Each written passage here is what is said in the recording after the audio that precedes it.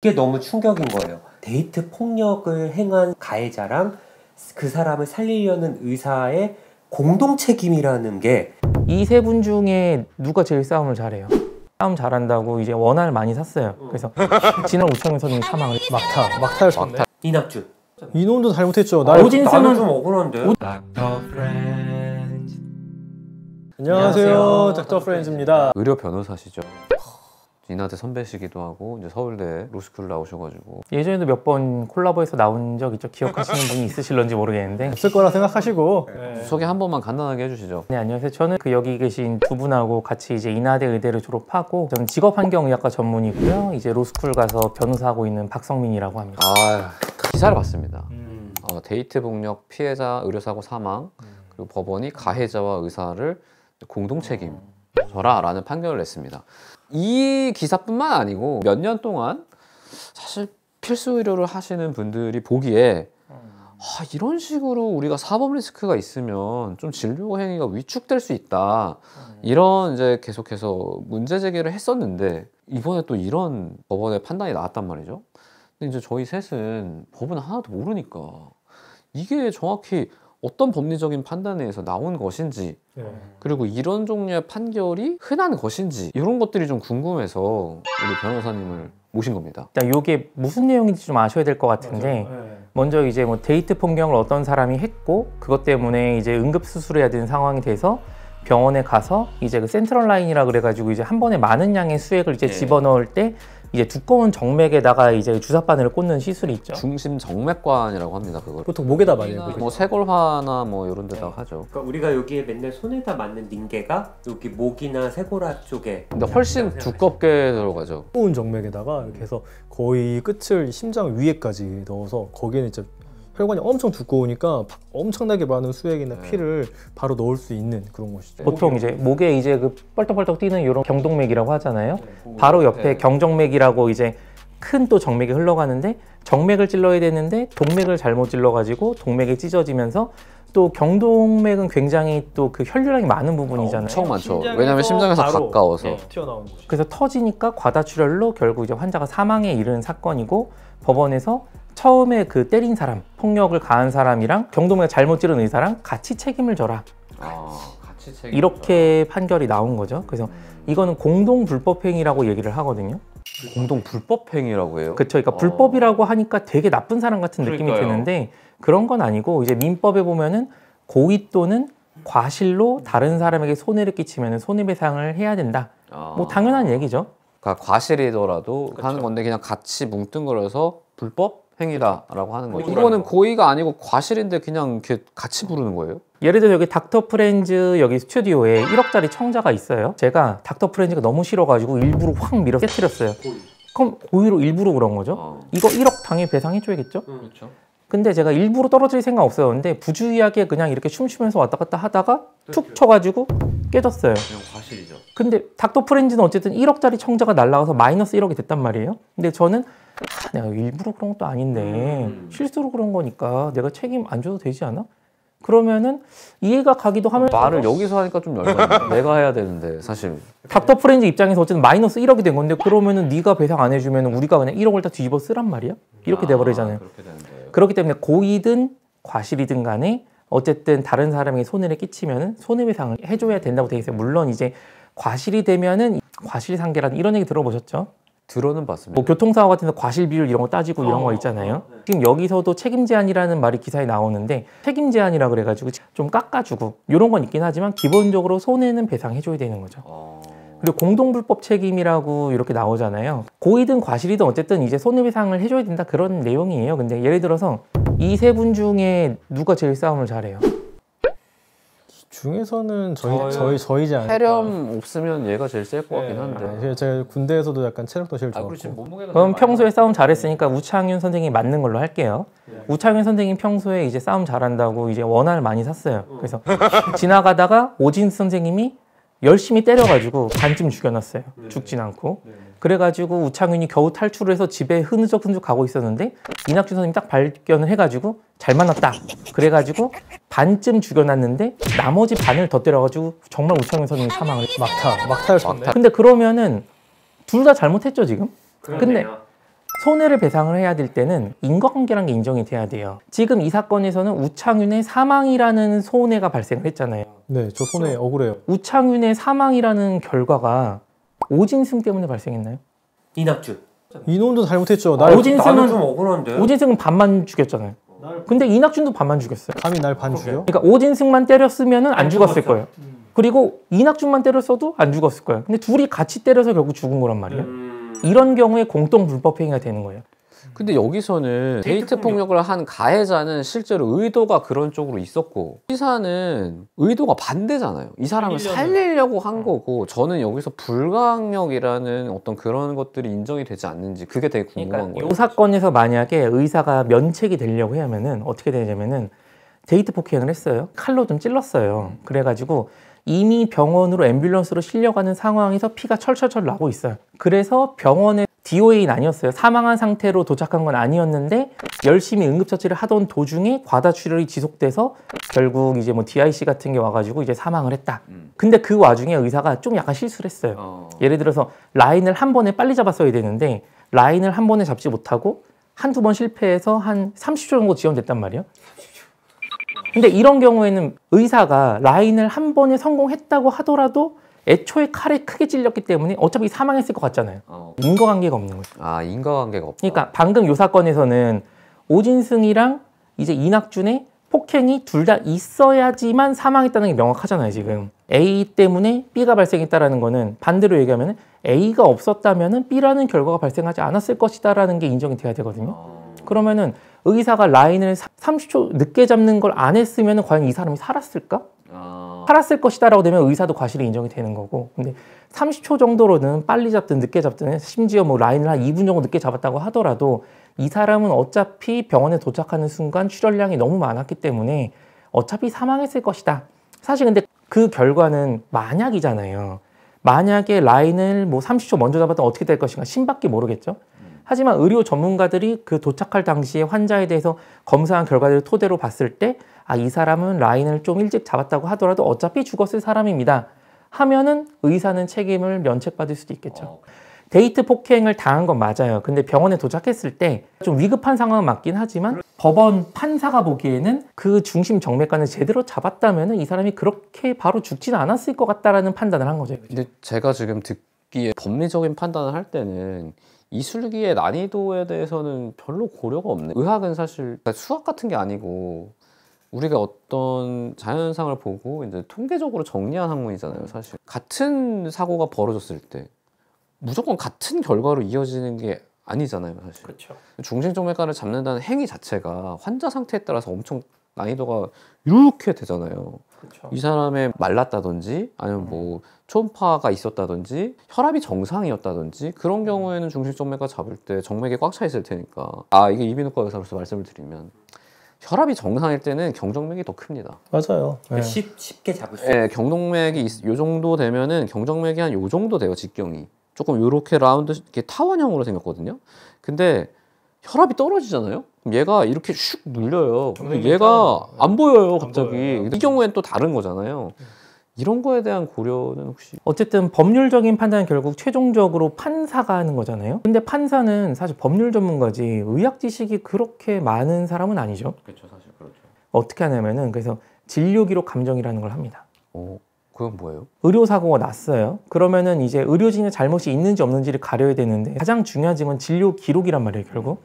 그리고 뭐 영상의학적인 이제 영상 사진이라든지 이런 것들이라든지 진료 기록을 이 사건이랑 이해관계가 없는 제3의 대학병원 교수급의 전문의한테 보내요.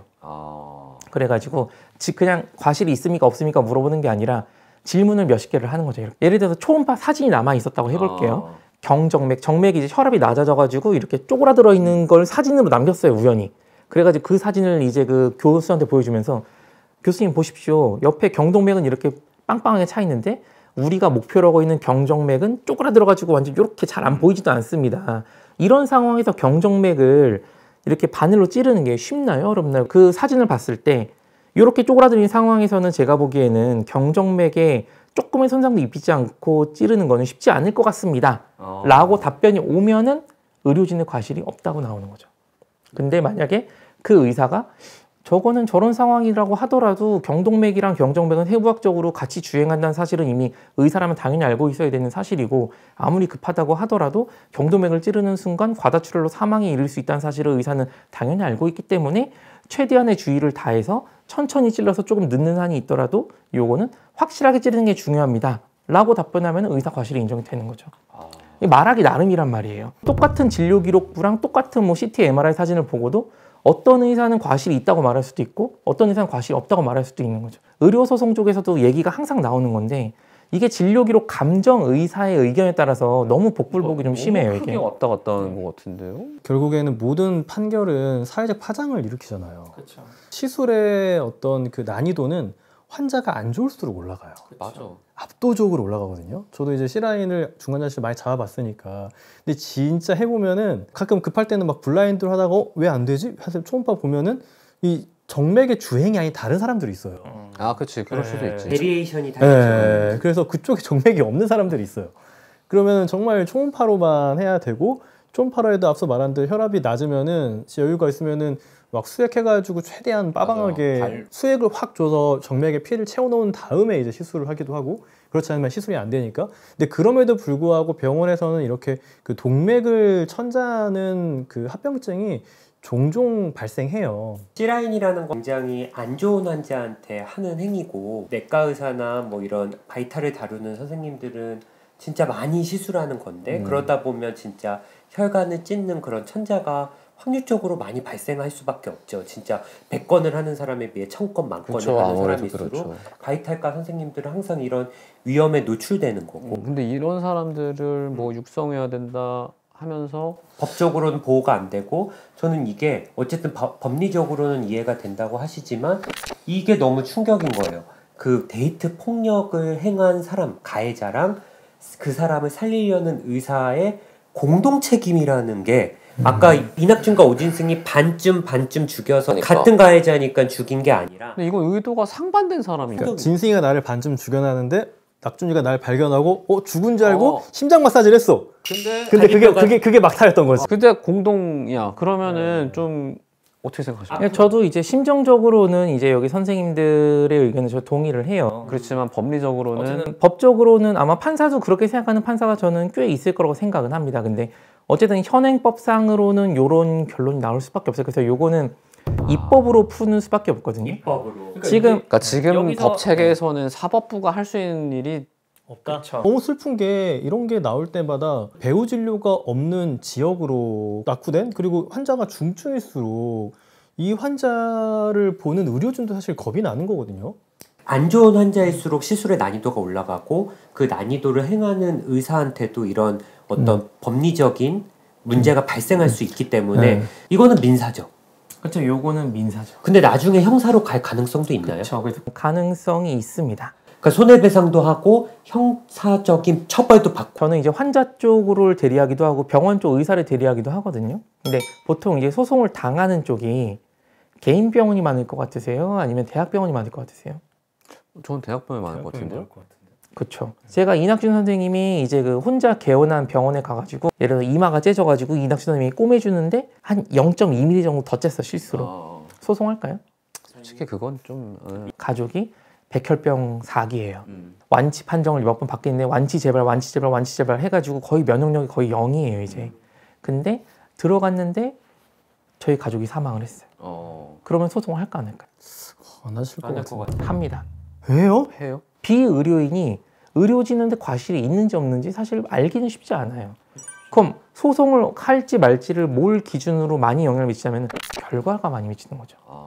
결과가 중하면은 일단 좀 뭔가 억울한 거야 이제. 그리고 그럼 어느 병원에 사람이 많이 사망을 하겠어요? 당연히 대학병원이죠. 기본적으로 상태가 안 좋은 사람들이 대학병원에 많이 가고, 그러다 보니까 의술의 한계 때문에 불가피하게 사망하는 사람도 많단 말이에요.